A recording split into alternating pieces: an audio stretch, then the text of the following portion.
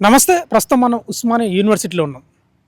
తెలంగాణలో పొలిటికల్ సర్కిల్లో ఒకటే చర్చ. ఎక్కడ టీవీలో చూసినా, ఎక్కడ చూసినా కేసీఆర్కు సిట్ నోటీసులు ఇవ్వడం, ఫోన్ ట్యాపింగ్ అంశంలో. ఓవైపు బీఆర్ఎస్ ఏమో ఇది రాజకీయ కక్ష సాధింపు, రేవంత్ రెడ్డికి పరిపాలన చేత కాక, పనులు ఎట్లా చేయాలనో తోయక, ప్రజలకిచ్చిన హామీలు నెరవేర్చలేక, ప్రజల దృష్టిని మళ్లించడానికే ఫోన్ ట్యాపింగ్ అంశంలో కేసీఆర్కు సిట్ నోటీసులు పంపిన అనేది వాళ్ళ వర్షను. అటు కాంగ్రెస్ ఏమో 100% ఇది ప్రజాస్వామ్యబద్ధంగా ప్రజల పాలన, చట్టవిరుద్ధంగా ఎవరు వివరించినా వాళ్ళపై సిట్టు ఉంటుందని వాళ్ళు చెప్తున్న పరిస్థితి. ఈ అంశాలకు సంబంధించి అంటే మొదటి రోజు కూడా గురువారం నోటీసులు ఇస్తే ఉస్మానియా యూనివర్సిటీలో బీఆర్ఎస్ విద్యార్థులు చాలా ధర్నా చేసిన పరిస్థితి కనిపిస్తూ ఉంది. వాళ్ళని లిఫ్ట్ చేసిన పరిస్థితి కనిపిస్తూ ఉంది. ఇదే అంశం గురించి మాట్లాడదాం. మనతో బీఆర్ఎస్వి నాయకులు శ్రీకాంత్ ముదిరాజు, రాహుల్ గారు ఉన్నారు. శ్రీకాంత్ గారు ఏం చెప్తారు? మీరేమో రాజకీయ కక్ష సాధింపు అంటారు, వాళ్ళేమో కాదంటున్నారు. మరి ఏం చెప్తారు? ముఖ్యమంత్రి రేవంత్ రెడ్డి గారు ఎన్నిక ముందల ఒక డ్రామా ఆడుతూ పార్లమెంట్ ఎన్నికల తర్వాత కేటీఆర్ గారికి ఫార్ములా ఈ రేస్లో నోటీసులని అలజడి చేయడం జరిగింది. సర్పంచ్ ఎన్నికల ముందు ఫోన్ ట్యాంపరింగ్ కేసులో నోటీసులని హరీష్ రావు గారికి, కేటీఆర్ గారికి నోటీసులని ఇప్పుడు డ్రామాలు ఆడుతూ ఉన్నాడు. మొన్నటికి మొన్న సంతోష్ రావు గారికి కూడా ఇవ్వడం జరిగింది. మన కేసీఆర్ గారు కూడా, తెలంగాణ తొలి ముఖ్యమంత్రి కేసీఆర్ గారు కూడా నోటీసులు ఇస్తే, నేను మున్సిపల్ ఎన్నికల్లో బిజీగా ఉన్నాను, ఈ ఎన్నికలైన తర్వాత చూద్దాం, మీరు ఎప్పుడు నేను నోటీసులు ఇచ్చిన సిద్ధంగా ఉన్నానని చెప్తే, వారు మున్సిపల్ ఎన్నికల్లో ఓడిపోతామన్నటువంటి భయంతో వాళ్ళు ఈరోజు వెంటనే ఒకరోజు గ్యాప్ తోటే మళ్ళీ ఈరోజు నోటీసులు ఇవ్వడం జరిగింది. మీరు నోటీసులు ఇచ్చినా, మీరు అరెస్టులు చేసినా, మీరు ఎన్ని విచారణలు చేసినా కేసీఆర్ గారిని కదిలించడం మీ వల్ల కాదు. రేవంత్ రెడ్డి జేజమ్మలు దిగొచ్చినా, రేవంత్ రెడ్డి తాతలు ముత్తాతలు దిగొచ్చినా కేసీఆర్ గారు టచ్ చేయడం మీ వల్ల కాదనే విషయాన్ని కూడా రేవంత్ రెడ్డి గుర్తుపెట్టుకో.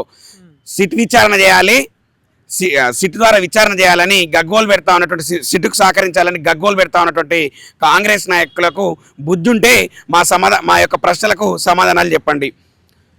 స్వయంగా రాష్ట్ర మంత్రివర్యులు గారి కుమార్తెనే ఒక విషయంలో గన్నులు పట్టుకొని బెదిరించడం జరిగిందని చెప్పడం జరిగింది.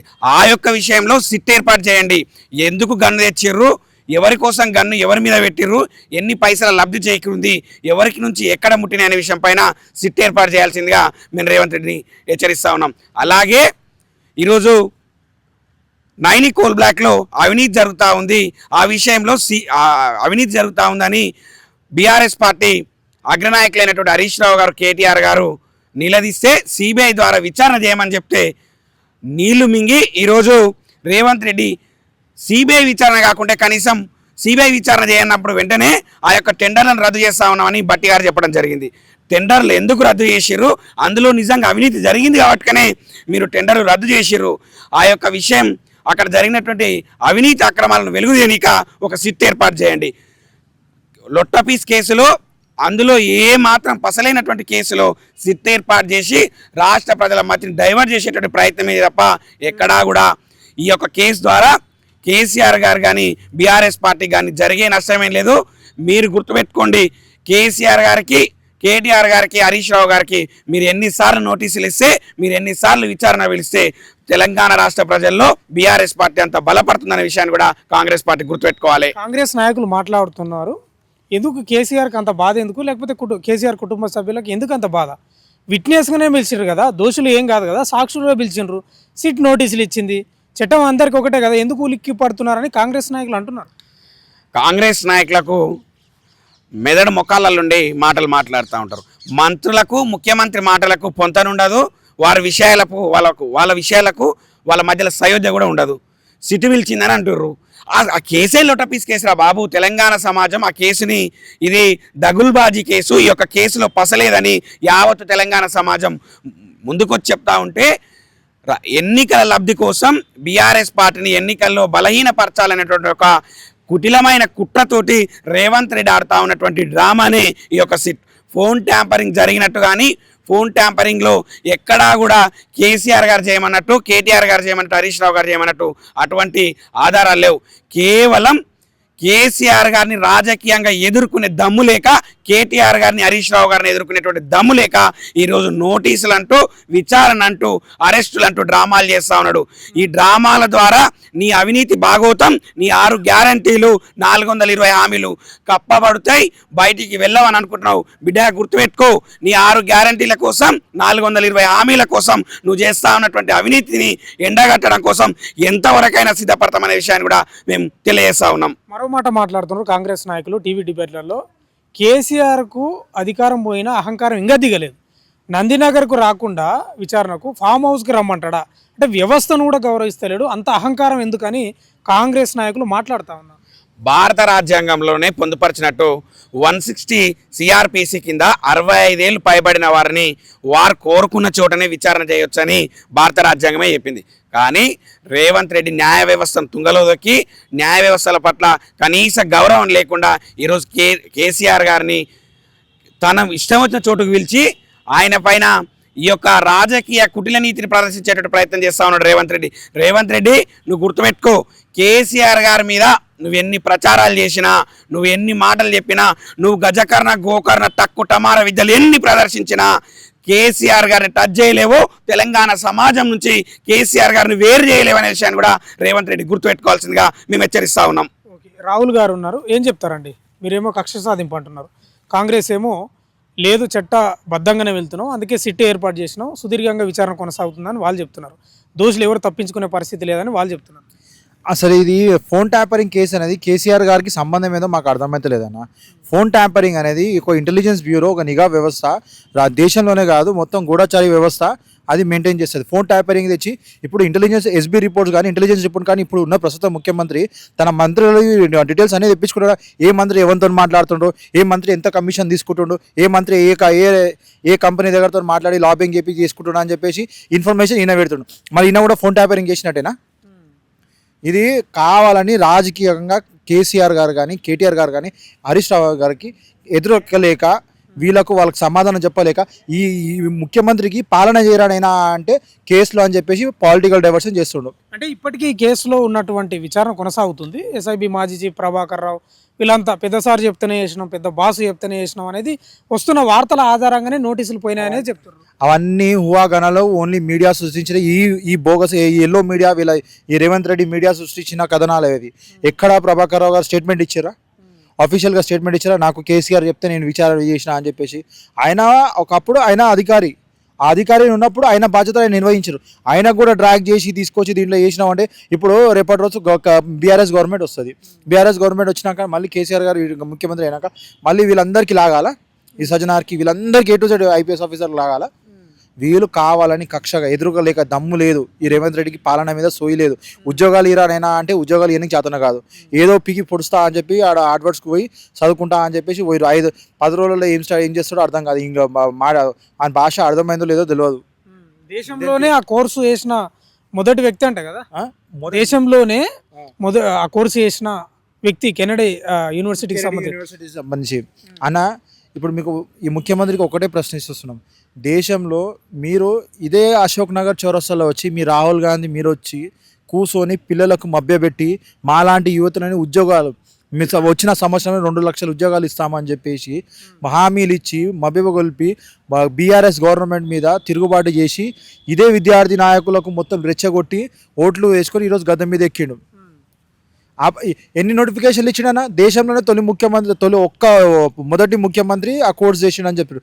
దేని గురించి చేసిండు? ఏం లీడర్షిప్ అన్న? బిల్డప్ చేసేదానికి నువ్వు ముఖ్యమంత్రి అయినావు కదా, బిల్డప్ చేసుకొని మరీ అంత లేక లీడర్షిప్ క్వాలిటీస్ లేదు, నువ్వు ముఖ్యమంత్రి గద్దెనెక్కిన అంటే నువ్వే ఒప్పుకున్నావు కదా, నాతో నా అర్హత లేదు, నేను అందుకే పోయి చదువుకుంటున్నా అని చెప్పి ఆయననే నిరూపించుకోండు. ఆయనకు అంతే. మీరే చెప్పండి అన్న, ఇప్పుడు లీడర్షిప్ క్వాలిటీస్ బిల్డ్ చేసుకోనికే ఆయనకి ఈ మధ్యలో ఇప్పుడు పొలిటికల్ ఎలక్షన్స్ నడుస్తున్నాయి, మున్సిపల్ ఎలక్షన్స్ నడుస్తున్నాయి, సర్పంచ్ మొత్తం రాష్ట్రంలో వీళ్ళ మంత్రుల చేతులు నడిచే అవినీతి చిన్నవి కావు. కోల్ స్కామ్లు, ఈడ సిమెంట్ ఫ్యాక్టరీల కమిషన్ల దందా, ఇవన్నీ తవ్వుకుంటూ పోతే అన్నీ వెళ్తున్నాయి. ఈడ చూడరానైనా అంటే ఆడ పోయి చేసుకుంటా అని చెప్పేసి ఆడ చదువు పేరు మీద ఎంజాయ్మెంట్కి పోయిన ముఖ్యమంత్రి అది. రాహుల్ గారికి ఇంకోటి ప్రధానమైన ప్రశ్న ఎదురవుతుంది. కాంగ్రెస్ నాయకులు మాట్లాడుతున్నారు, ఎందుకు నోటీసులు ఇస్తే ఎందుకంత ఉలికి పడుతున్నారు, ఏమన్నా దోషి ఏం తేల్చలే కదా, సాక్షిగా పిలుస్తున్నారు, ఎందుకంత బాధ అవుతుందో అర్థమవుతలేదని వాళ్ళు చెప్తారు. అన్న దోషిగా ఇడ వాడు చెప్తే దోషిగా అయ్యేది కాదు. ఈ కాంగ్రెస్ నాయకులకు తెలివి ఉందో తెలియలేదో, కాంగ్రెస్ది ఒక బేవర్స్ సోషల్ మీడియా, అది పనికిరాని సోషల్ మీడియా, తెలియదో చేయదో. ఇప్పుడు ఏమంటారు, నోటీసులు ఇస్తే ఎందుకు ఉలికి పడుతున్నారు? నోటీసులు ఇస్తే ఇదే సిట్ విచారణ మళ్ళీ మీ కాంగ్రెస్ నాయకులు తప్పు చేసిండు కదా రేవంత్ రెడ్డి, ఓటుకి నోటు కేసులు వేస్తే మళ్ళీ ఎంతో గగ్గోలు పెట్టుకొని ధర్నాలు చేసిరు కదా, మళ్ళీ అప్పుడు అరెస్ట్ చేస్తే అప్పుడు ఎందుకు మీరు ఉలికి పడ్డారు? చేసిన తప్పు నువ్వు ఓటుకి దొంగ నువ్వు చేసి తప్పులు అన్నీ చేసేవి నువ్వు పెట్టుకొని ఉల్టా చోర్ కోత్వాల్కు దాటే అని చెప్పేసి మా పైన అబండాలు వేసి లేనిపోని అబండాలు. నువ్వు నిజాయిగా నీకు అంత దమ్ముంటే నిజాయితీగా ఉండే ఇదే ఎలక్షన్ల ముందు ఏం చెప్పిండన్నా, కాళేశ్వరం పరవారితో ఇది మొత్తం కూలిపోతుంది అది పోతుంది అని తీసుకొని రాహుల్ గాంధీ పోయి పెద్ద సీన్ చేసారు. కానీ వచ్చింది తెలియదు ఏందన్న, అది ఏం చేయలే. మళ్ళీ 2 సంవత్సరాలు కానీ వస్తారు, వాళ్ళు చేసిర్రా? కాపర్ వాళ్ళు కట్టిరా? చాతన కాదు అది. మళ్ళీ ఉల్టా అబద్ధాలు కాళేశ్వరం మీద.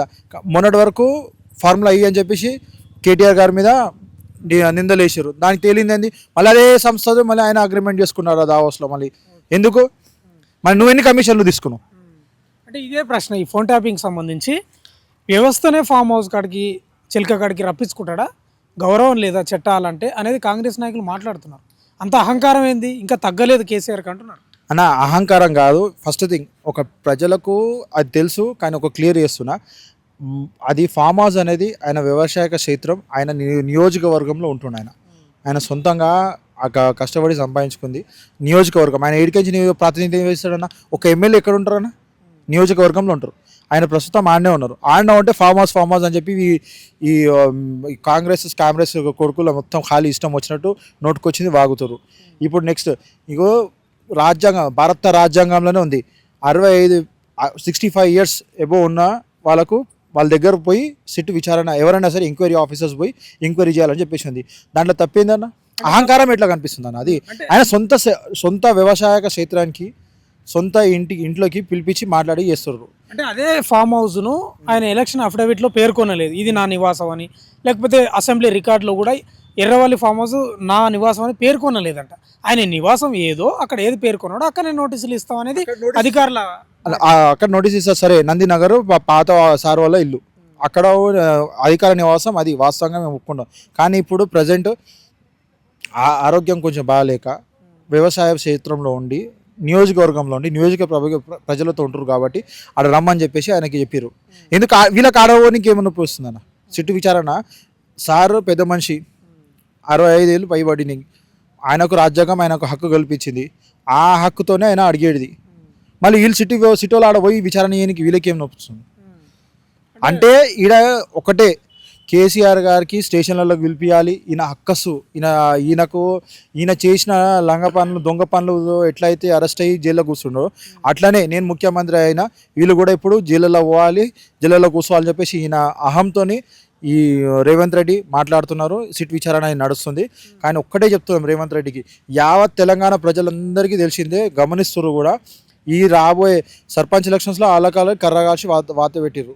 ఇప్పుడు మున్సిపల్ ఎలక్షన్స్లో చంప దెబ్బ ఎట్లా ఉంటుంది అంటే చల్లని చెప్పి చెప్తుంది. వాళ్ళు ఎక్కడ పోతారో తెలియదు, గుయ్యి పలుకుతుంది. వచ్చే జిహెచ్ఎంసీ ఎలక్షన్స్ అని రానున్న 2 సంవత్సరాలలో మళ్ళీ జనరల్ ఎలక్షన్స్ వస్తాయి. ఆ ఎలక్షన్స్లో మళ్ళీ బీఆర్ఎస్ పార్టీ ఫామ్ చేస్తుంది, మళ్ళీ బీఆర్ఎస్ఏ గవర్నమెంట్ ఫామ్ చేసి కేసీఆర్ గారు ముఖ్యమంత్రి అవుతారు. Thank you. ఇది ఓవరాల్గా బీఆర్ఎస్పీ నాయకులు మాట్లాడుతున్నది. అంటే వాళ్ళ భాషలో ఇదంతా లొట్టపీస్ కేసు, ఉత్తదే ఏం లేదు. రేవంత్ రెడ్డి ఇచ్చిన హామీలను నిలబెట్టుకోలేక ప్రజల దృష్టిని మళ్లించడానికే తెలంగాణ రాష్ట్రంలో కోల్ బ్లాక్కు సంబంధించి, నైని కోల్ బ్లాకు బెదిరింపులకు సంబంధించి దాని మీద సిట్టేసే దమ్ము లేదు. కానీ అసలు ఈ వ్యవస్థ అంతా ఎక్కడ పోతుంది అనేది ప్రధానంగా వాళ్ళు ఆరోపిస్తున్న పరిస్థితి కనిపిస్తూ ఉంది. ఏదేమైనా ఈ అంశానికి సంబంధించి బీఆర్ఎస్పీ నాయకులు అయితే కొంత ఆగ్రహంగా ఉన్నట్లే తెలుస్తుంది. వీడియో జర్నలిస్టు వంశీతో భాను, ఉస్మానియా యూనివర్సిటీ.